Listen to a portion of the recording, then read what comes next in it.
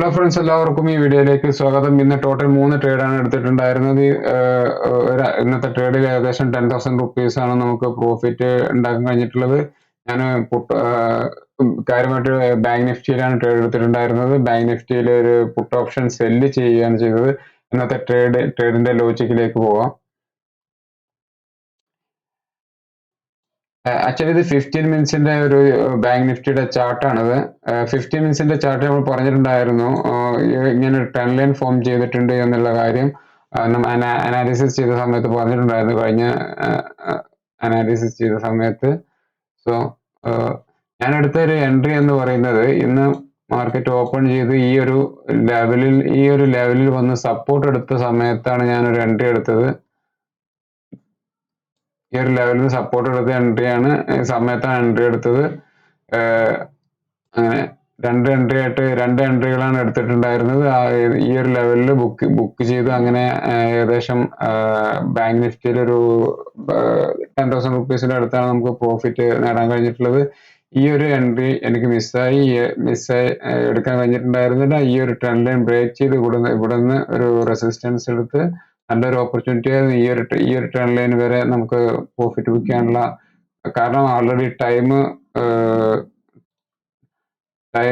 ഏകദേശം 3 മണിയൊക്കെ ആയിട്ടുണ്ടായിരുന്നു. അതുകൊണ്ടാണ് ഞാൻ ട്രേഡ് എടുക്കാതിരുന്നത്. നല്ല ഓപ്പർച്യൂണിറ്റി ആയിരുന്നു, പക്ഷേ സമയം 3 മണി ആയതുകൊണ്ട് മാത്രം ഞാൻ ട്രേഡ് എടുത്തിട്ടുണ്ടായിരുന്നില്ല. ഈ ഒരു ഇവിടെ റെസ്പെക്ട് ചെയ്ത് ഈ ട്രെൻഡ് ലൈനിൽ ഇവിടെ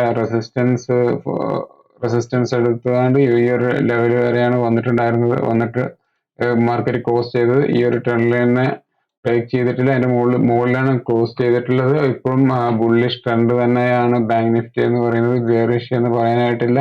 സോ ഇനി നമ്മുടെ നാളത്തെ ഒരു എൻട്രി ഡീറ്റെയിൽസിലേക്ക് പോകാം. നാളെ ഞാനൊരു ബൈങ് ഓപ്പർച്യൂണിറ്റി കിട്ടുകയാണ് എന്നുണ്ടെങ്കിൽ ബാങ്ക് നിഫ്റ്റിയിലാണ് ഉദ്ദേശിക്കുന്നത്. സെല്ലിംഗ് ഓപ്പർച്യൂണിറ്റി ആണ് എന്നുണ്ടെങ്കിൽ നിഫ്റ്റിയാണ് പ്രിഫർ ചെയ്യുക. അപ്പം ബൈങ് ഓപ്പർച്യൂണിറ്റി ഈ ഒരു 51,265 മുകളിൽ വരികയാണ് എന്നുണ്ടെങ്കിൽ മാത്രമാണ് ഞാനൊരു ബൈങ് ഓപ്പർച്യൂണിറ്റിക്ക് വേണ്ടിയിട്ട് ശ്രമിക്കുകയുള്ളൂ. ആൾമോസ്റ്റ് ഈ 51,300 ഈ ലെവൽ ബ്രേക്ക് ചെയ്ത് പോവുകയാണ് എന്നുണ്ടെങ്കിൽ ഞാൻ ഈ ഒരു ലെവൽ നല്ലൊരു അപ് ട്രെൻഡാണ് പ്രതീക്ഷിക്കുന്നത്. ഈ ഒരു ലെവൽ ബ്രേക്ക് ചെയ്ത് 51,500 എന്നുള്ള ലെവലും ബ്രേക്ക് ചെയ്ത് നല്ലൊരു ബുള്ളിഷ് വ്യൂ ആണ് എനിക്കുള്ളത്.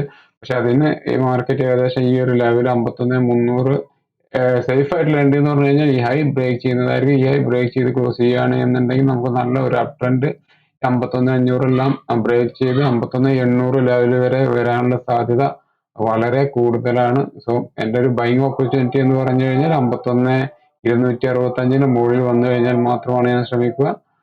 ഞാനൊരു ക്വാണ്ടിറ്റി എവിടുന്ന് ആഡ് ചെയ്യും, ഇത് ബ്രേക്ക് ചെയ്യുകയാണെന്നുണ്ടെങ്കിൽ അടുത്ത ക്വാണ്ടിറ്റി ആഡ് ചെയ്യും. എൻ്റെ ടാർഗറ്റ് എന്ന് പറയുന്നത് 51,500 മുകളിലായിരിക്കും. അത് ബ്രേക്ക് ചെയ്ത് നല്ലൊരു മൊമെന്റ് ഞാൻ പ്രതീക്ഷിക്കുന്നുണ്ട്. ഇതാണ് ബാങ്ക് നിഫ്റ്റിയിലെ എൻ്റെ വ്യൂ എന്ന് പറയുന്നത്. ഇനി നമുക്ക് നിഫ്റ്റിയിലേക്ക് പോകാം. നിഫ്റ്റിയിൽ ഒരു സെല്ലിംഗ് ഓപ്പർച്യൂണിറ്റി ആണ് എന്നുണ്ടെങ്കിൽ ഞാൻ നിഫ്റ്റി ആൾറെഡി ഓൾ ടൈം ഹൈയിലാണ് ഉള്ളത്. സോ ഇനി ഇവിടെ മാർക്കറ്റ് ഓപ്പൺ ചെയ്ത് ഇവിടെ ഒരു എം പാറ്റേൺ ഫോം ചെയ്ത് വരികയാണെന്നുണ്ടെങ്കിൽ, ബ്രേക്ക് ചെയ്യുകയാണെന്നുണ്ടെങ്കിൽ ഞാൻ ഇവിടെ ഒന്ന് സെല്ലിംഗ് ഓപ്പർച്യൂണിറ്റിക്ക് വേണ്ടി ശ്രമിക്കുന്നതാണ്. ഈ ഒരു ലെവൽ വരെ ആയിരിക്കും എൻ്റെ ടാർഗറ്റ് എന്ന് പറയുന്നത്. ഇതാണ് എൻ്റെ നാളത്തെ വ്യൂ എന്ന് പറയുന്നത്. സോ എല്ലാവർക്കും നന്ദി, താങ്ക് യു.